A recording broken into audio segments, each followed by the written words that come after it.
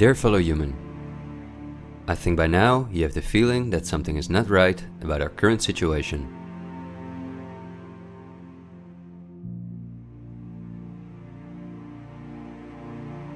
But I also think that the many ill-founded conspiracy theories may have caused you to distance yourself from both the media scaremongering and from those who spread the conspiracy theories.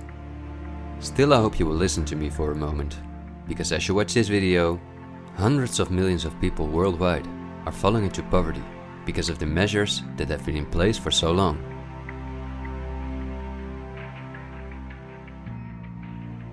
And although the biggest economic crisis that we will ever experience may not have affected you personally yet, it's only a matter of time before the ripple effects also reach you and your loved ones.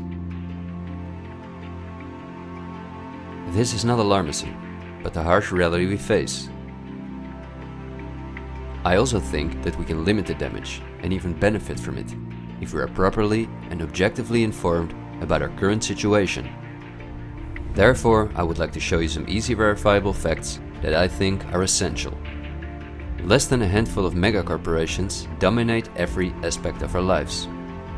That may seem like an exaggeration, but from the breakfast that's on the table in the morning, to the mattress we sleep on at night, and everything we do, put on, or consume in between, all are largely dependent on these corporations. These are investment companies of immense proportions, and they manage the major money flows on Earth. They are the protagonists of the play which we are currently witnessing. So as not to take up too much of your time, I've summarized the most important information as briefly as possible. How does it work? Let's take as an example a company like PepsiCo, which is the parent company of many of the most popular soft drinks and snacks in the world. There appear to be many different competing brands, but they all come from the factories of a small number of corporations that together have a monopoly on the industry. Within the packaged food industry, there are a number of other major companies such as Unilever, the Coca-Cola Company, Mondelez, and Nestlé. On this image, you see that virtually every well-known brand in the packaged food industry belongs to one of these corporations. You can easily get this kind of information. You can verify it on the websites of the relevant brands or on Wikipedia. Companies of this size are usually publicly traded and have a board where the largest shareholders call the shots. On websites like Yahoo Finance, we can find detailed company information, including who the largest shareholders of these companies are. Let's take PepsiCo again as an example. We see that 73.14% of the shares are held by no less than 3,379 institutional investors. These include investment companies, mutual funds, insurance companies, banks, and in some cases, governments. Let's look at who the largest institutional investors of PepsiCo are.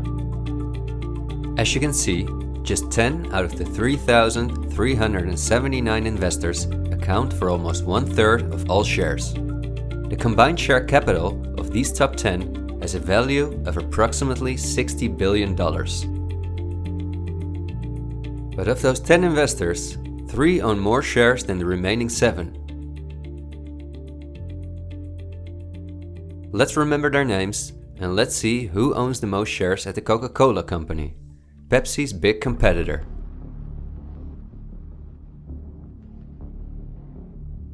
We see that just like with PepsiCo, the majority of the shares are held by institutional investors. Let's look at the top 10 and start with the last one of them. 4 out of these 6 institutional investors we also saw at the last 6 of PepsiCo. These are Norton Trust, JP Morgan Chase, Geode Capital Management, and Wellington Management. Now, let's look at the 4 largest shareholders. 3 of these we also saw in the top 4 at PepsiCo. They are BlackRock, Vanguard, and State Street. And there's another one, Berkshire Hathaway. These are the 4 largest investment companies on the planet. PepsiCo and Coca-Cola are anything but competitors. But also the other big companies that own many brands, such as Unilever, Mondelez and Nestlé, are owned by the same small group of institutional investors. And you don't only find these names in the packaged food industry. For example, let's look up on Wikipedia what the largest companies are within the technology industry. Facebook owns WhatsApp and Instagram.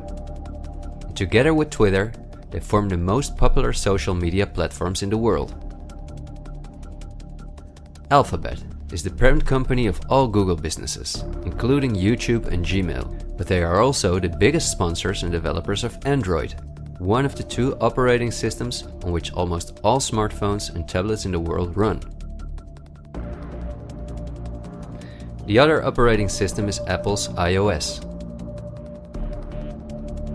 Finally, if we add Microsoft to the other three, we see that 4 companies produce the software that almost all computers, tablets and smartphones in the world depend on. Let's see who owns the most shares of these powerful companies. If we look at Facebook, we see that more than 80% of the shares are owned by institutional investors. These are the same names we saw in the food industry. Again, the same investors at the top. Then Twitter, which with Facebook and Instagram makes up the top 3. Amazingly, we see that the company is also owned by the same investors.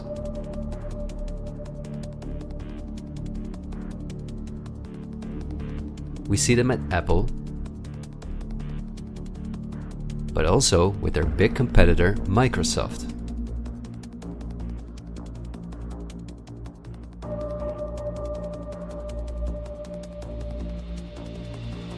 When we look at all the other companies that dominate the technology industry and build our computers, TVs, smartphones and household appliances, we see the same big investors who own a majority of the shares.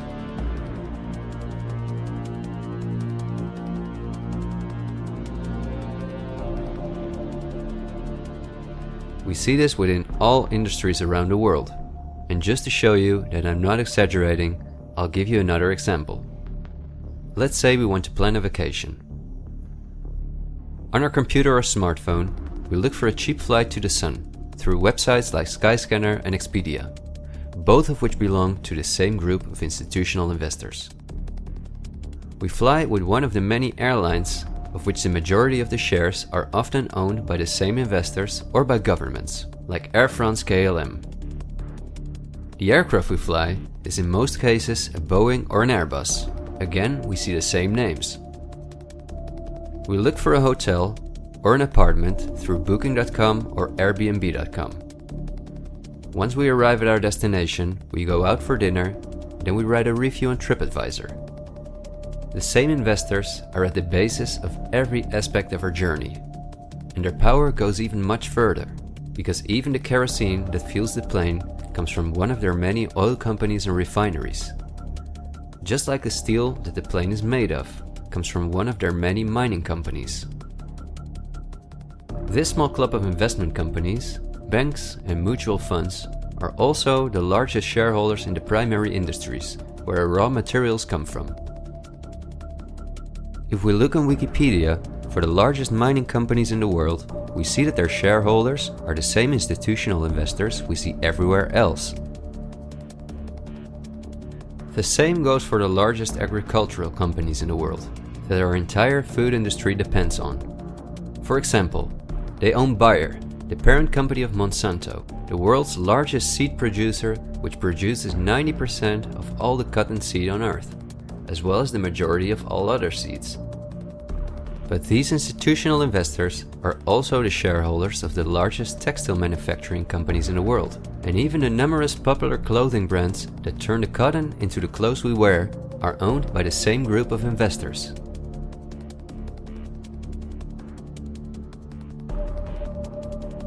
Whether we have the world's largest solar panel producers or the largest oil refineries, the shares are managed by the same companies. They own the tobacco companies, who produce all the popular tobacco brands in the world. But they also own all the major companies in the pharmaceutical industry and the scientific institutes that produce the drugs. They own the companies that produce our metals and raw materials, and the entire automobile, aircraft and arms industry where those metals and raw materials are processed.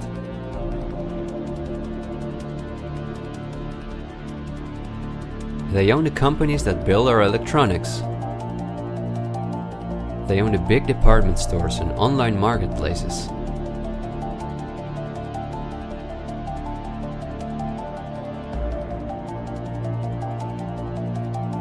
And even the payment methods that we use to pay for their products.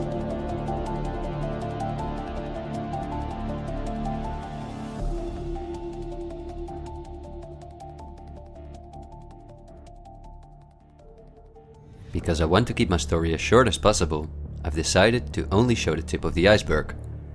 If you decide to investigate on your own, using the sources that you've just seen, then you will discover that even many of the most well-known insurance companies, banks, construction companies, telephone companies, restaurant chains, and cosmetic brands are owned by the same institutional investors we just saw.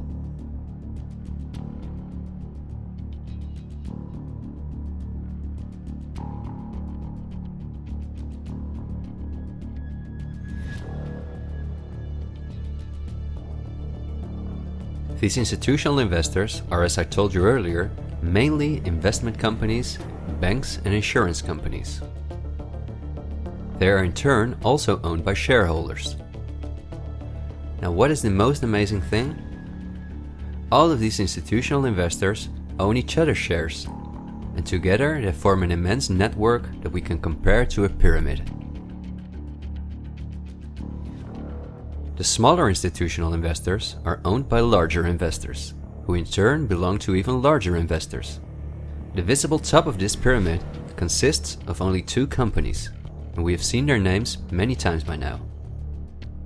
They are Vanguard and BlackRock. The power of these two companies is something we can barely imagine. Not only are they the largest institutional investors of every major company on Earth, they also own the other institutional investors of those companies, giving them a complete monopoly. According to a report by Bloomberg, one of the most respected institutions in the world in the field of financial data and analytics, experts expect that by 2028, both companies will collectively manage about $20 trillion in investments, and in the process will own almost everything on Earth. The same Bloomberg called BlackRock the fourth arm of government, because it is the only non-government entity that has a close relationship with the federal banks, also called the central banks. BlackRock not only lends money to the federal banks, but is also their principal advisor and the developer of the computer system that the federal banks use. Dozens of BlackRock employees had senior positions in the White House during the Bush and the Obama administrations, and currently under Joe Biden. BlackRock CEO Larry Fink is a welcome guest with many heads of state and politicians, and understandably so. He's the face of the company that pulls the strings.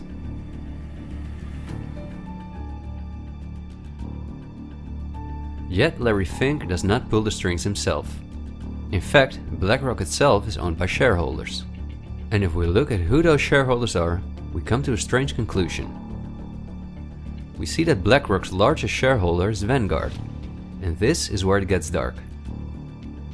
Vanguard itself has a unique structure that makes it impossible to see who its shareholders or clients are. The elite who own Vanguard don't want anyone to know that they are the owners of the most powerful company on Earth. But of course, this is no secret to those who are willing to look into it. Reports by Oxfam and Bloomberg show that 1% of the world's population collectively owns more money than the other 99%. Indeed, Oxfam claims that as much as 82% of all the money earned in 2017 went to this 1% of people. Naturally, those who own the most powerful company on Earth would also be the richest among this 1%. In other words, they are part of the 0.001%. Forbes, the most well-known business magazine in the world, claims that by March 2020 there were some 2,075 billionaires. Oxfam's report showed that 2/3 of all these billionaires obtained their fortune through inheritances and monopolies. So this means that Vanguard is in the hands of the richest families on earth. If we study their history, we discover that these families have always belonged to the top of the pyramid, some even well before the Industrial Revolution began. Because their history is so interesting and extensive, I will explain some more about them in the follow-up video that I'm currently working on. But in order not to elaborate too far, I will just point out that many of these families belong to royal bloodlines, and they are the founders of our banking system, the United Nations, and every industry in the world.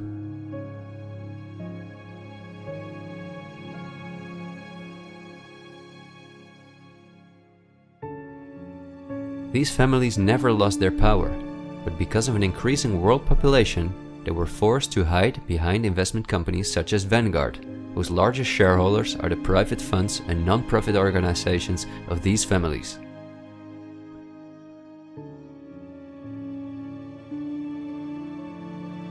To make the bigger picture more clear, I need to briefly explain something about these non-profit organizations.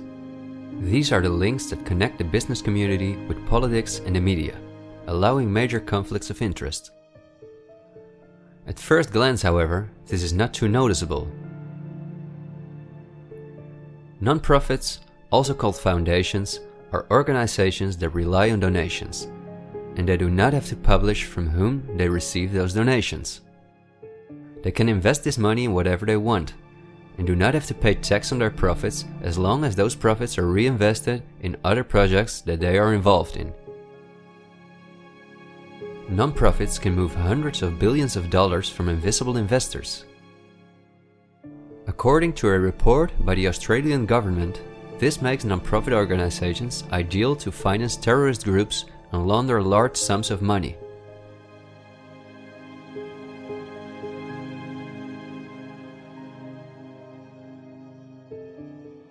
The foundations and funds of the families who are highest in the hierarchy of the 1% hide behind the scenes as much as possible. However, for cases that have a lot of publicity and attention, they use the foundations of philanthropist families that are lower in the ranking, but who are also extremely wealthy. In order to be concise, I will only highlight the 3 most important foundations in the world that connect all the industries in the world to each other.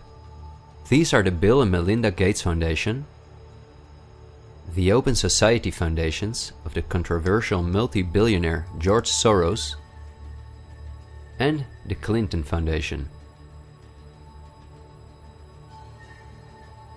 A very brief introduction to give you an idea of the size of these types of foundations. According to the official website of the World Economic Forum, the Gates Foundation is the largest funder of the World Health Organization, after President Donald Trump halted the funding of the WHO by the US in 2020. This makes the Gates Foundation one of the most influential organizations in the world in the area of everything that relates to our health. The Gates Foundation has a close partnership with the 16 largest pharmaceutical companies in the world, including Pfizer, AstraZeneca, Johnson & Johnson, BioNTech, and Bayer, and we have just seen who own the most shares of these companies.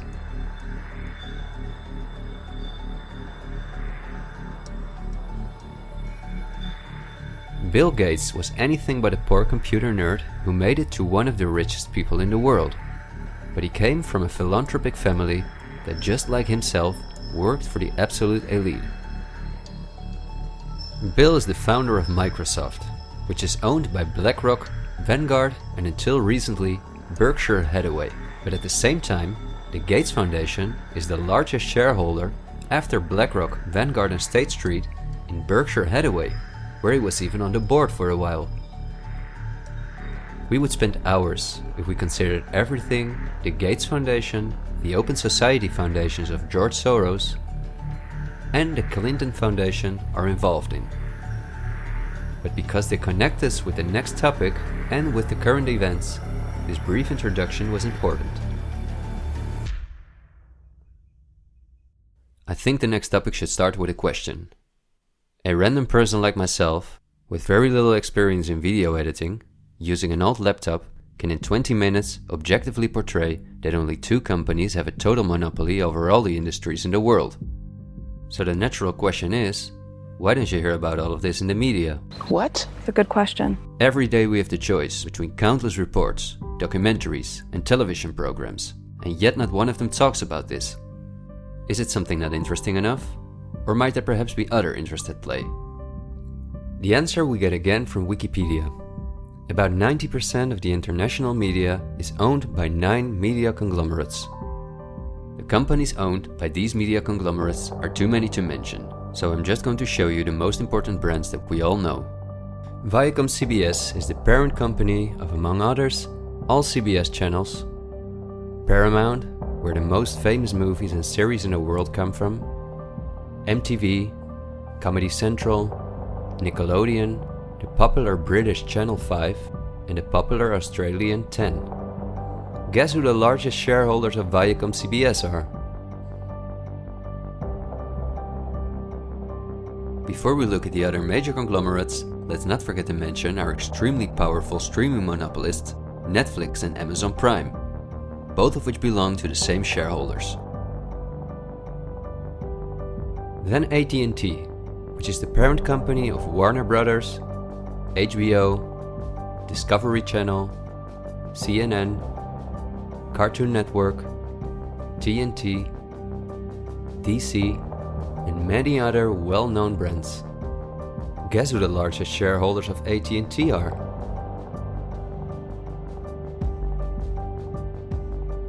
The third one is the all-powerful News Corp.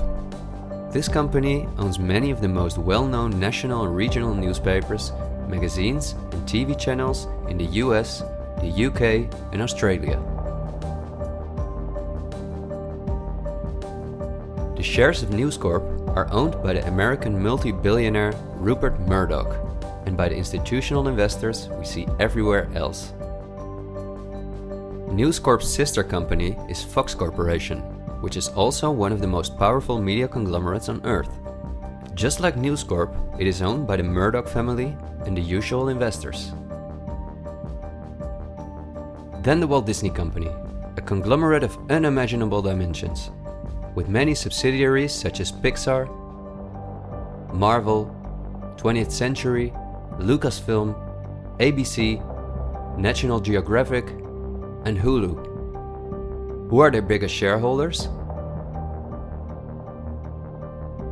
Another powerful media conglomerate is Comcast. This is the parent company of NBC, DreamWorks, Universal, the Sky Group, Focus Features, Xfinity, and many other major media brands.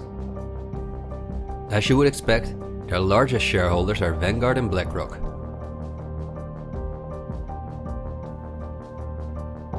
I could go on for hours and show that in almost every country on Earth, the local media is in the hands of these kind of conglomerates, which in turn are owned by our institutional investors or by extremely rich and powerful elite families. In the UK, for example, virtually all popular newspapers and magazines are owned by the Daily Mail Group, Reach, and the aforementioned News Corp.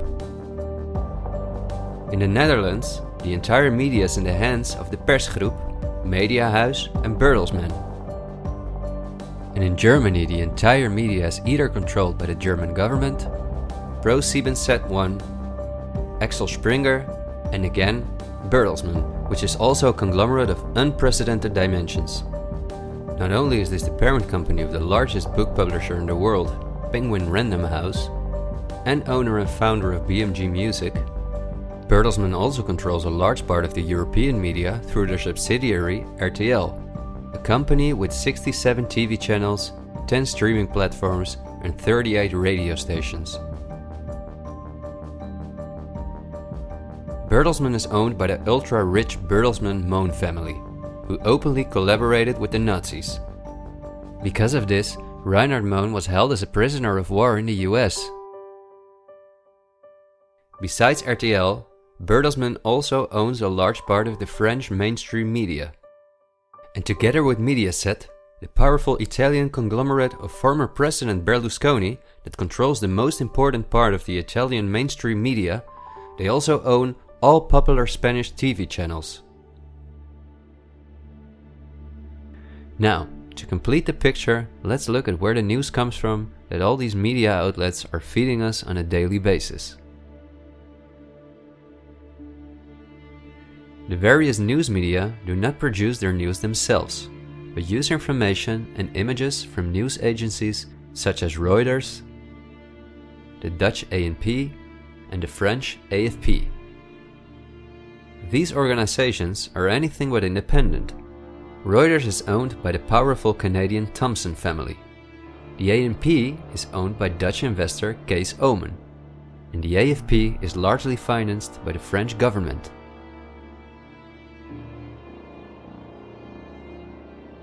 The main journalists and editors who work at our media or at these news agencies are affiliated with important journalistic organizations, such as the European Journalism Centre. These are one of the largest funders of media-related projects across Europe. They train journalists, produce study materials, give internships at, for example, the ANP, and work closely with the world's largest corporations such as Google and Facebook.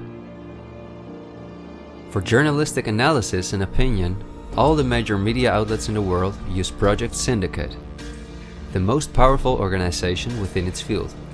It supplies the 506 most important media outlets in 156 countries. Project Syndicate, plus an organization such as the European Journalism Centre, together with the news agencies, are the connecting link between all the different media outlets around the world.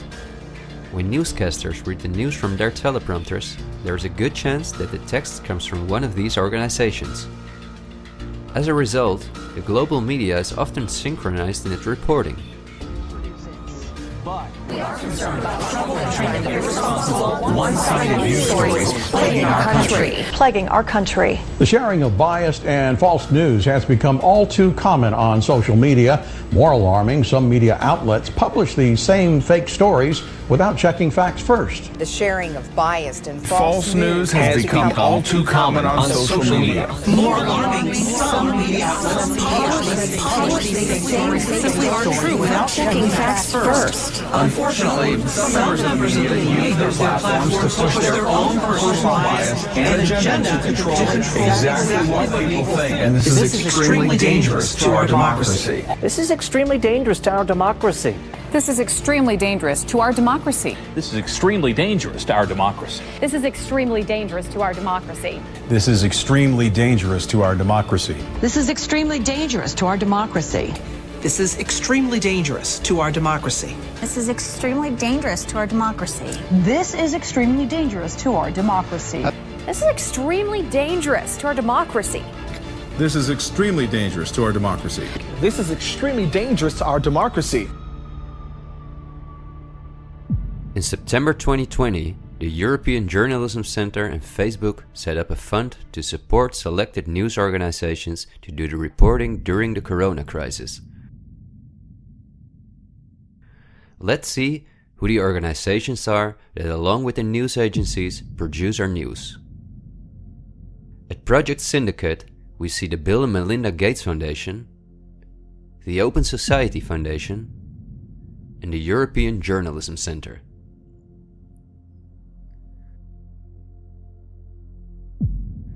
Then the European Journalism Centre itself. Again we see the Gates Foundation and the Open Society Foundation.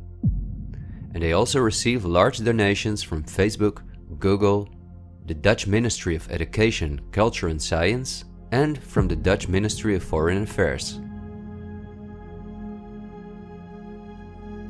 The organizations that are at the heart of our information flow are funded by the non-profit organizations of the same elite who also controls the entire media. However, a part of our tax money goes to these organizations as well.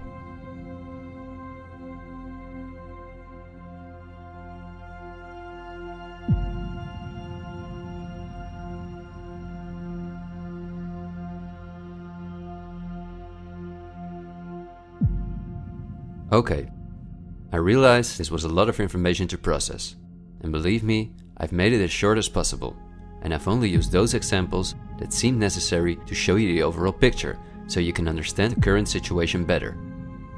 It is an all-encompassing topic that can change our view on many historical events, but my goal is to inform you about the danger in which we presently find ourselves. There will be enough time for us to delve into the past, so let's talk about the current events now.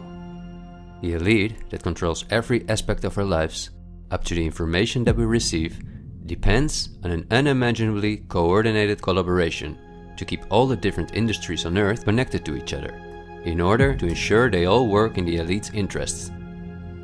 This happens at the World Economic Forum, one of the most important organizations in the world.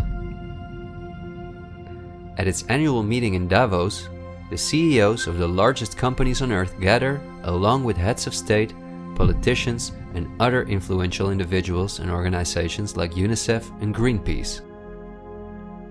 Serving on the board of trustees are former US Vice President and climate change guru Al Gore, BlackRock CEO Larry Fink, the President of the European Central Bank Christine Lagarde, the Director of CERN Fabiola Gianotti, the Queen of Jordan, the Director of the International Committee of the Red Cross Peter Maurer, and many other politicians and CEOs of the world's most influential companies. According to the WEF's official website, their annual membership fee ranges between 53,000 and 530,000 euros. But according to the WEF's year reports, around 71% of their total budget comes from its partners, who in this way pay for the membership of young politicians who cannot afford their own fee. Wikipedia reports the following. According to critics, the WEF is a business forum where the wealthiest companies can negotiate deals with other companies or with politicians. The purpose of the WEF for many of the participants would be personal gain instead of solving global problems. I don't like to make assumptions, but would there be so many problems on Earth if the key industry leaders, bankers and politicians since 1971 had gathered annually to solve our world's problems? Is it not strange that the world's leading environmental organizations have been meeting for 50 years with the CEOs of the most heavily polluting corporations while things just keep getting worse for our natural world?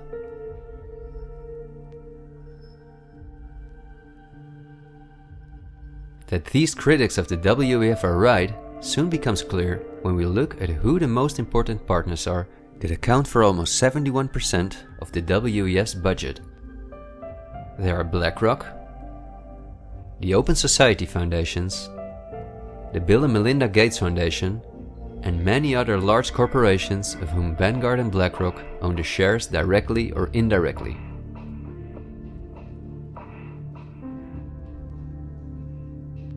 The president and founder of the WEF is Klaus Schwab, a German professor and businessman.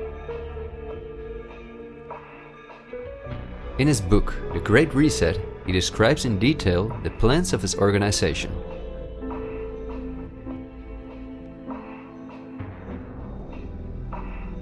The coronavirus, according to him, is the excellent opportunity to literally reset our society in every regard. He calls this Build Back Better, and this slogan seems to be the motto of all globalist politicians in the world.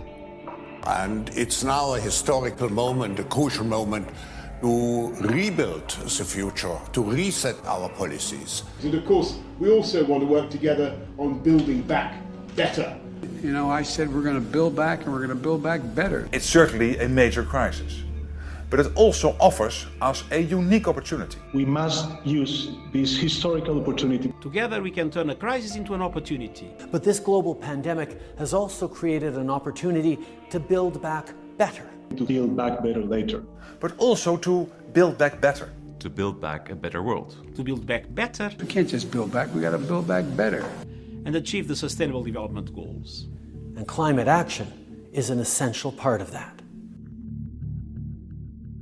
According to Schwab, our old society should be exchanged for a new one, in which countries give up their sovereignty to an all-encompassing world government, in which people own nothing but work for the state, in exchange for their housing, healthcare, and all their other basic needs.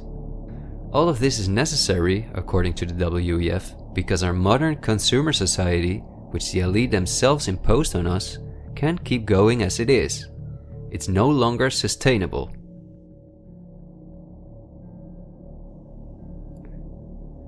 Schwab says in his book that we will never return to the old normal. And the WEF published a video that makes it clear that in 2030 we will own nothing, but we will be happy.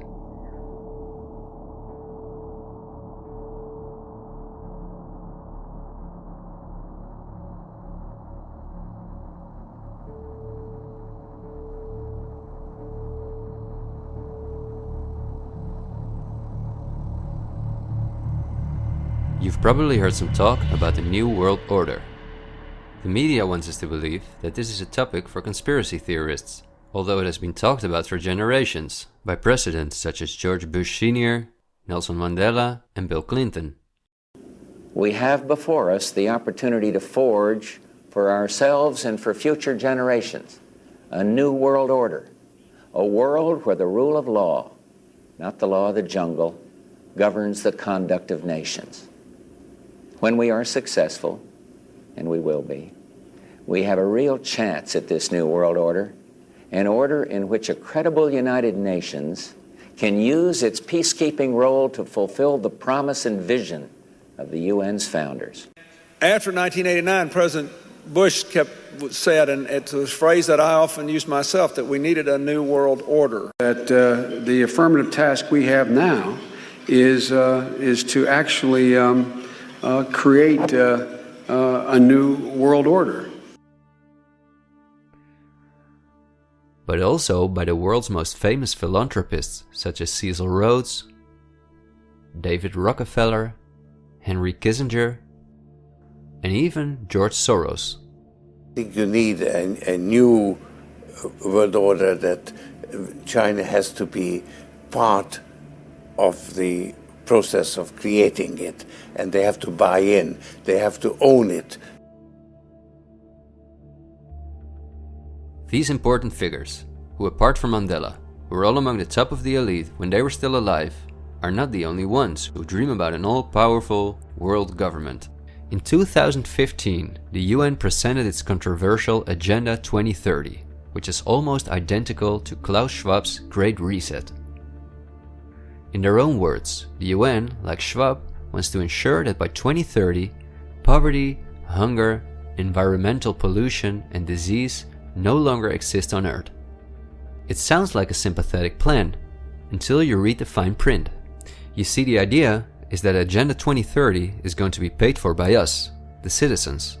And just as it is currently required of us that we give up our basic rights for the sake of public health, we will be demanded to give up our wealth in favor of poverty reduction.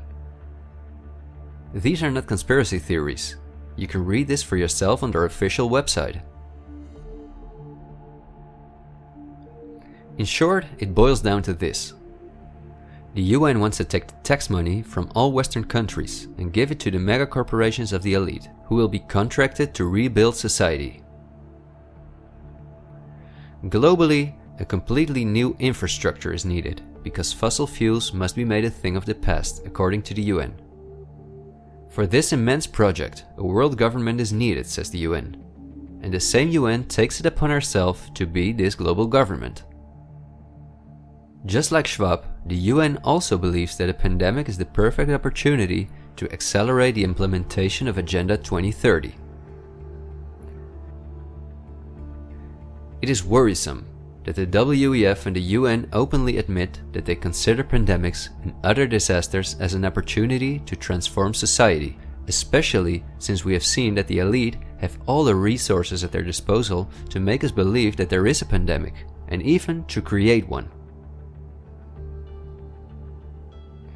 So we certainly should not take these things lightly, and we should examine them carefully. And when we do that, we come across things that are even more troubling.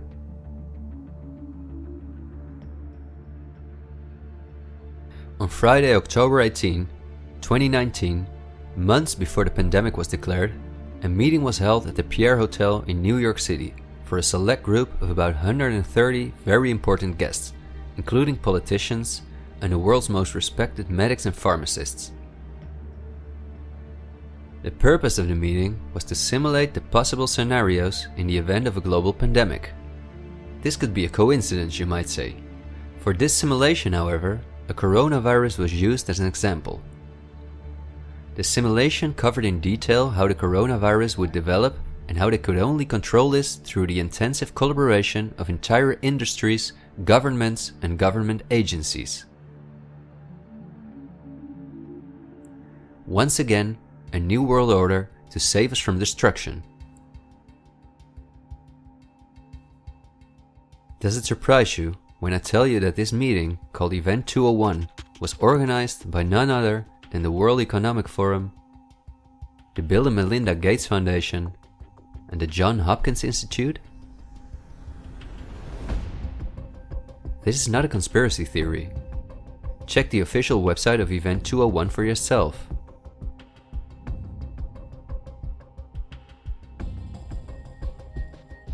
Perhaps at this point, it will no longer surprise you that the German Robert Koch Institute, which like every national health institute in the world is closely linked to the WHO, which is funded by Bill Gates, created a similar simulation in 2012.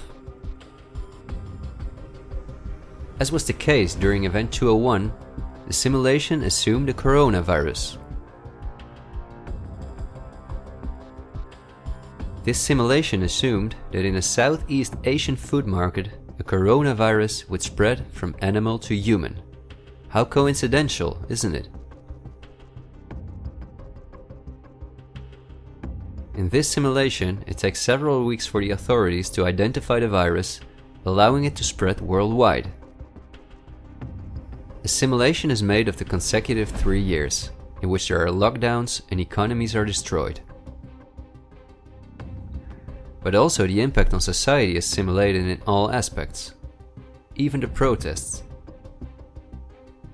I won't tire you with the details. In fact, you can download this analysis for yourself from the website of the German government. The last thing I want to show is an excerpt from a lecture that Belgian top virologist Mark van Ranst gave on January 22, 2019 at the Chatham House, a major non-profit organization in London, where important world leaders meet to discuss global issues. Winners of the Chatham House Prize include Hillary Clinton, Melinda Gates, and John Kerry.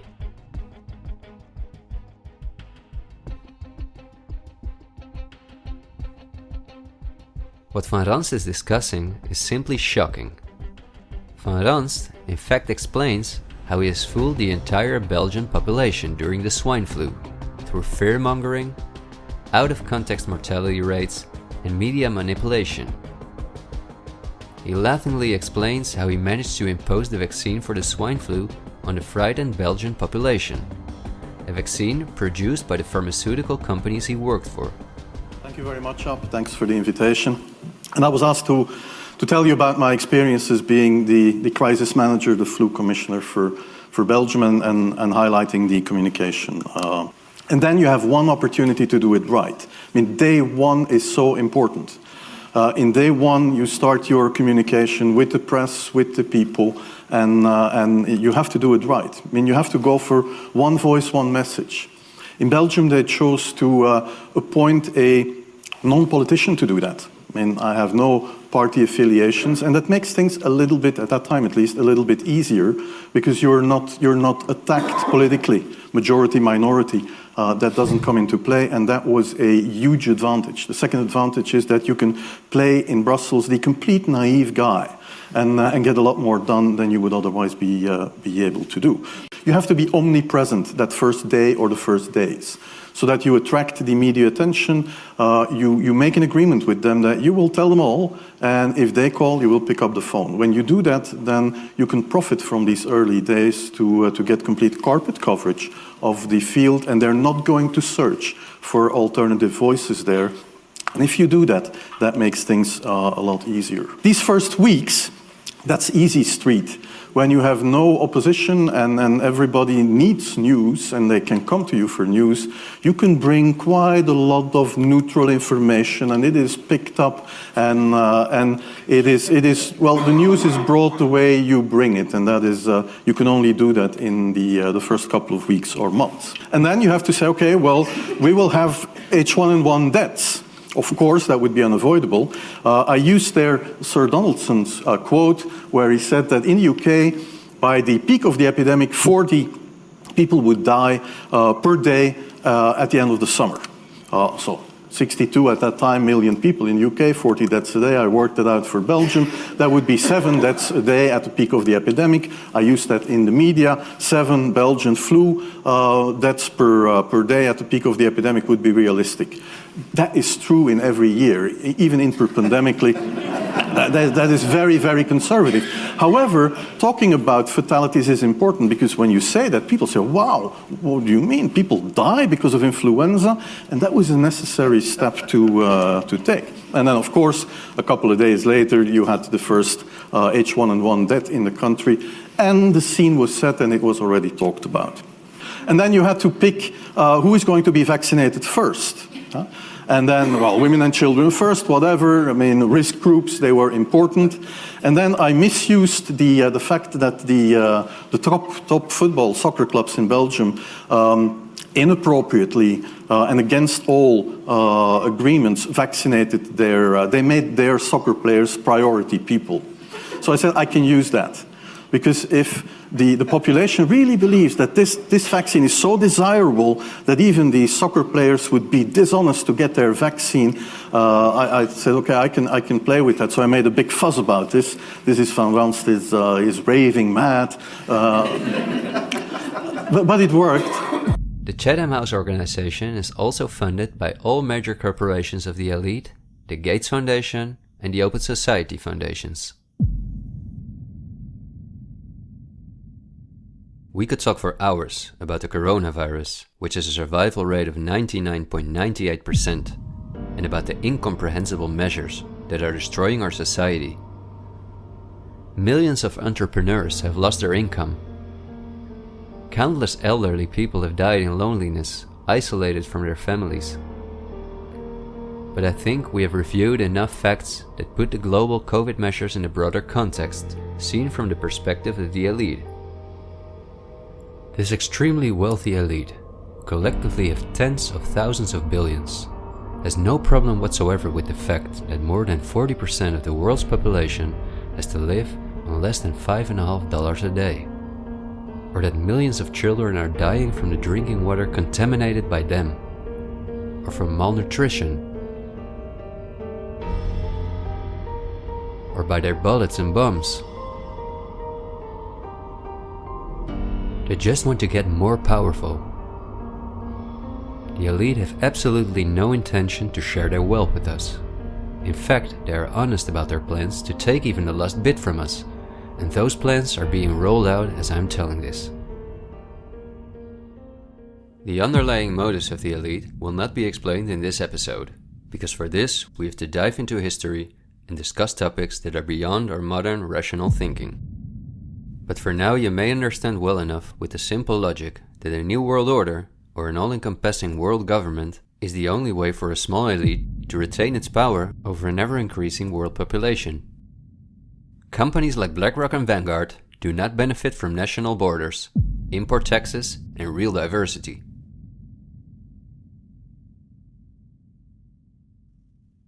Only through fear and media manipulation can they maintain their grip on all of us.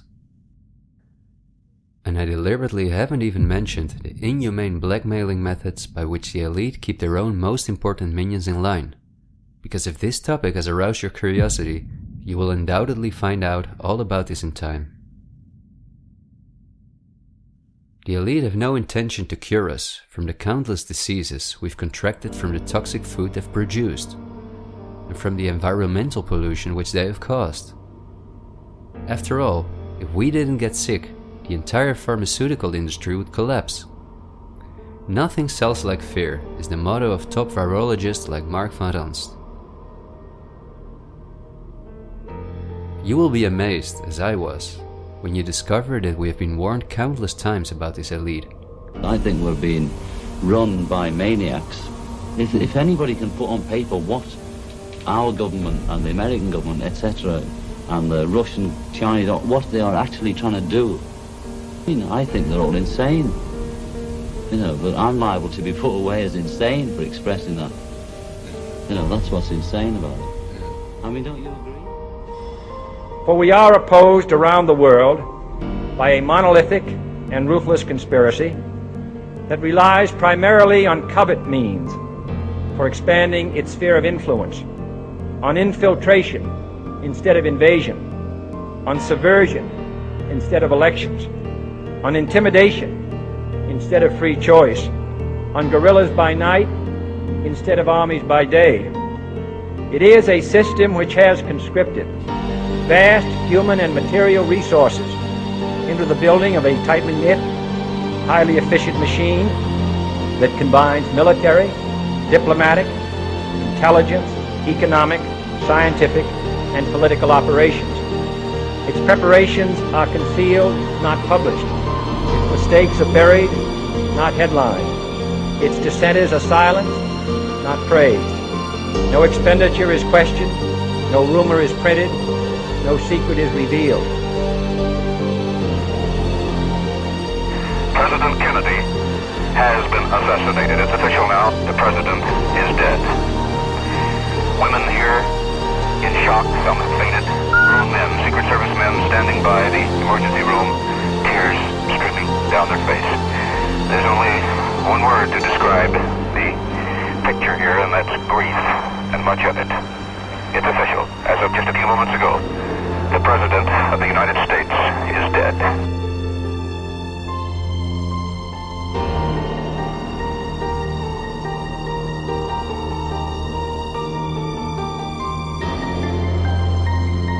When you're talking about really elite levels, the name of the game is blackmail. That's what runs the whole system, basically.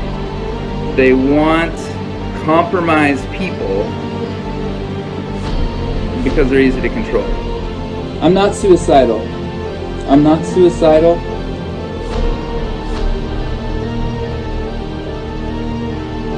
The deep state is those people within the U.S. government that are career employees that cannot be fired by people that we elect, by the Congress or the President. Are these people in control? Can they enact laws? Fuck yes. Can we fire these people? No. Can presidents fire them? No. It's designed that way so that political parties and political interests cannot affect the deep state.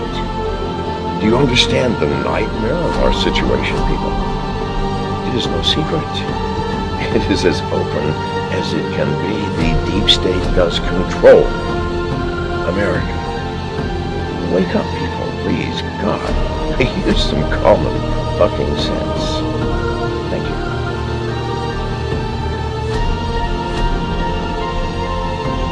Something like 1984 could potentially happen. This is the direction the world is going in at the present time.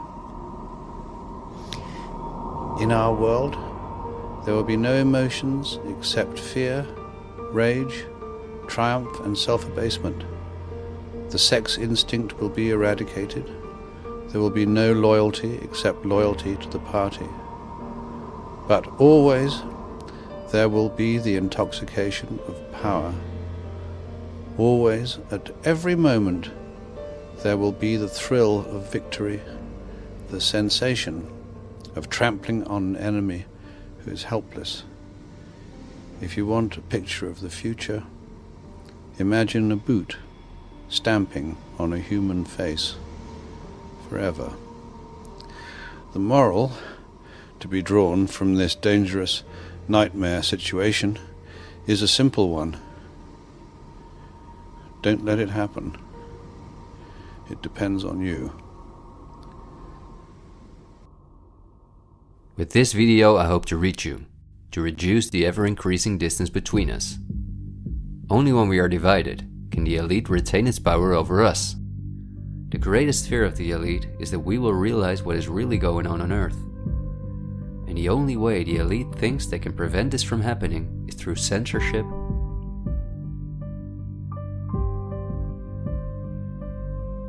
preventing human contact,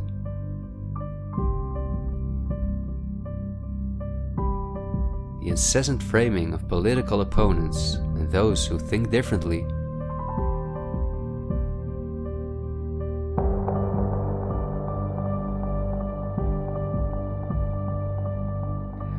and the use of brute force.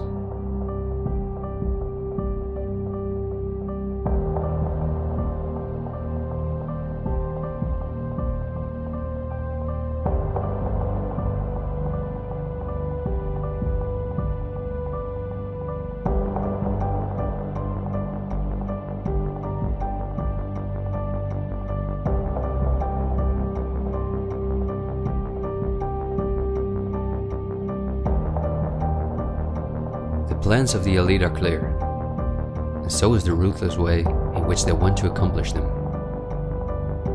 If we allow this to happen, a new society will be built on the ashes of what we once knew. A new society in which we will own nothing, not even a home of our own. The elite wants to make sure that between now and 2030, everything you now own will be theirs. For this, devastating economic crisis is necessary. First, the middle class is attacked, which is the backbone of society. Entrepreneurs are forced to go into tremendous debt, which will ultimately cause them to lose all their possessions. After that, things will move quickly. Banks will fall, cash money will cease to exist, and the only way not to starve to death will be the acceptance of government support, which will include several conditions, such as the vaccination passport and giving up all private possessions. Because the entrepreneurs are the first to fall, many others won't immediately feel the crisis. The people remain divided among themselves until it is too late. This is not a doomsday scenario that I've made up. This is simply the Great Reset. The New World Order, which has been prepared for many generations, and which has been extensively tested in every communist dictatorship in the world.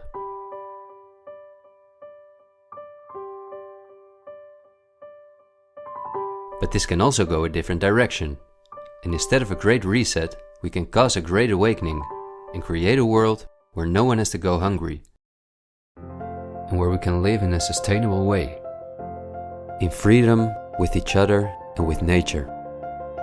This is not an idealistic daydream. There have always been forces that have sought to break the power of the elite, but until recently, our means of communication were always insufficient to get a mass network in motion. The elite have always kept us in ignorance about the discoveries of geniuses such as Tesla, who was far advanced in the field of clean, free energy. Or Dr. Rife, who used radio waves to cure at least 16 terminal cancer patients before he, just as Tesla, died in a suspicious manner. Or Henry Ford, who in 1941 had already made a car out of bioplastic that proved stronger than steel. The elite have hidden countless such techniques from us because they form a threat to their monopolies in every industry. These were techniques that would have given us freedoms and put the elite's power at risk, which is based on our fear and dependence on their projects. These are not conspiracy theories, but facts. What I am saying is that a world of new possibilities is opening up for all of us, where there is no poverty, no pollution, diseases, or wars, and in which governments work for the welfare of the people rather than the other way around. Countless ailments that provide the pharma industry with hundreds of billions of dollars will be cured. No one will have to work their ass off to live a dignified life.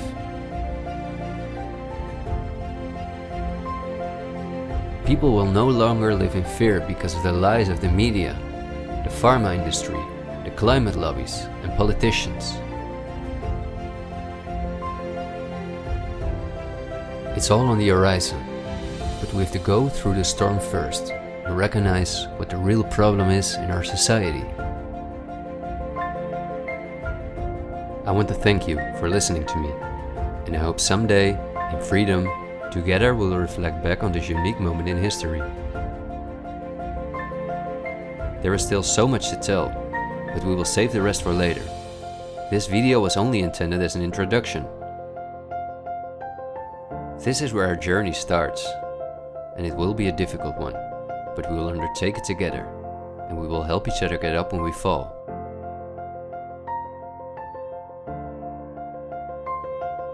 We will not be afraid. We are the 99%.